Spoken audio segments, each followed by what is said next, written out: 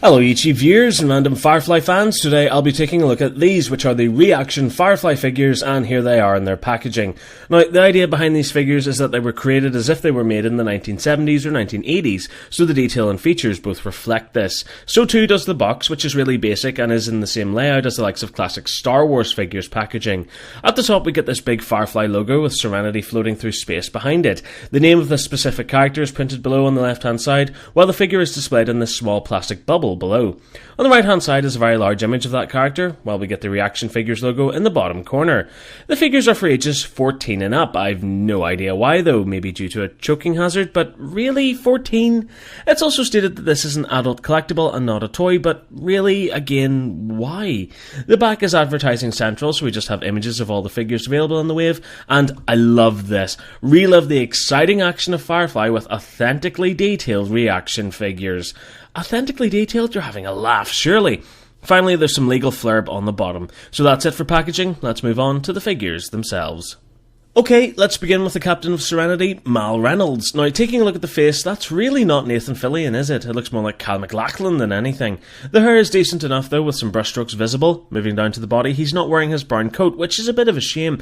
There was a convention exclusive of him wearing the coat, however, but it's kind of hard to track down. Instead, we get his brown shirt, which has a bit of that creased effect going on, a collar at the top, and some buttons running down the middle. His tan braces can be seen on both sides of his chest, which connect to his trousers via these dark brown pieces at the bottom, and extend up over his shoulders and around to his back where they join together. His arms are mostly painted brown, representing his shirt sleeves, which as you can see have been rolled up, while the hands are very simple yet feature details of fingers and thumbs. The trousers are just a light tan colour, but we do get detailing of his brown holster and belt, plus the black stripe running down the sides of his legs. The boots are just brown but contain some of the creased effect, while the underside contains a peg hole on both feet, just like all of the other figures. Next up is Zoe, and yeah, I can see Gina Torres in the face sculpt. The hair also looks good with the sort of braid design around the top and the part that's left to hang down her back. On the torso she's sporting her dark orange vest, which has some stitching patterns moulded into it, and more of that wrinkled look. A green collar pokes out from the top of the vest, and above it is this black string design. The arms contain the green sleeve detail, while on one arm she's sporting a grey wristband. Her belt buckle has been painted yellow, while her holster is black. The trousers are a dark brown, and her boots are black but have a nice pattern sculpted into them. Here we have Wash, who looks like he's been possessed by the devil. Look at those neon pink eyes and eyebrows. The face sculpt roughly looks like Alan Tudyk though, and the hair is decent enough. He is sporting one of his open Hawaiian shirts, which in all fairness have a nice amount of detail on it with this floral pattern.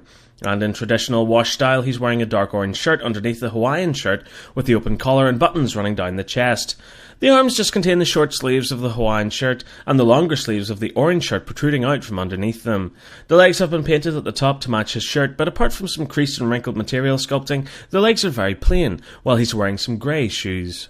Here we have the man they call Jane. Just like the other figures, the face sculpt is very simple, but that dark brown goatee and short haircut make this undeniably Adam Baldwin's character. He's wearing a green t-shirt with a darker green collar, and it of course features your bog standard material effect. The arms look great, they're clearly very big and sporting a decent amount of muscle, while I love the detail on the gloves here. They're fingerless and have this great grey panel design on the backs of the hands. Jane being Jane, he's naturally wearing his black holster, but there's also a knife clipped to his belt there too. The back of the trousers contain detailing of pockets, while on the front you can make out more compartments. And finally the boots are a standard black with some rough detailing on there. Rounding off the set is Kaylee. The face sculpt just about looks like Jewel State, while the hair looks decent enough and is similar in length and style to how it looked in the show. She's wearing her sleeveless green jumpsuit with the collar at the top and pocket on the torso. It's zipped halfway up with some nice detailing of the actual zip visible on there. Some pockets are visible on both sides of her waist, and naturally, in fitting with her personality, the jumpsuit is peppered with patches of a teddy bear, a heart and a flower. Underneath the jumpsuit she's wearing the long sleeved pink t-shirt, so her arms have been painted to match this too, and she's just wearing some plain black shoes. So overall for detail, they're very basic indeed. Turning to articulation, all of the figures pretty much feature the same amount. Their heads can do the full 360 degree exorcist twist, apart from Zoe, who is restricted by her hair sculpt. Their arms can do a full 360 at the shoulder, and both legs can kick out to 90 degrees. And that's it. So yeah, overall, not a lot of articulation. Taking a look at accessories, Mal has his revolver, which is yellow for some reason. It fits easily into his hand and he can be positioned while aiming it. Zoe has her black shotgun, which looks fair enough. It features the lever behind the trigger. Unfortunately, this makes it almost impossible for the figure's basic hands to hold. Jane, of course, wouldn't be complete without Vera, who is, let's be honest, the love of his life. There are no paint apps here, it's just a grey moulded piece of plastic, but the detail on it is very recognisable. Vera clips into Jane's hand, where it's sturdily held in place. As for Wash, well, his dinosaur toys are almost as iconic as he is, so he comes with two tiny ones, an orange Tyrannosaur and a blue Stegosaurus. And finally, Kaylee comes with a rather basic silver spanner.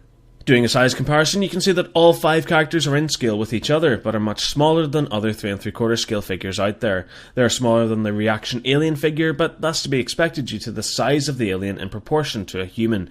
In fact, they only seem to be in scale with the Doctor 3.75-inch figure, but even then it's not really the same scale. So overall, what do I think of these figures? Well, they're crap, aren't they? But then again, that's the point. As I said at the beginning of the video, ReAction make figures based on how they were made a few decades ago. So had Firefly come out in the 80s and been successful, then these are the figures we would have seen in stores back then. It's a nice gimmick, and I like their kitsch appeal, but honestly I would much prefer some highly detailed 6-inch posable figures over these. In the end, the detail isn't great, and I hate that legal schmergle printed on the backs of their legs. The articulation's also very basic. It's annoying that Firefly and Serenity fans have never really had a chance to pick up some figures of their characters, and the only ones available are these, which lack far too much detail and posability to do the series justice. In the end, they are a nice collectible though, and I love the retro vibe that they give off, so if you're a fan of Firefly and you like the look of them, then go ahead and pick them up. But ultimately, they're good, but they're just not shiny.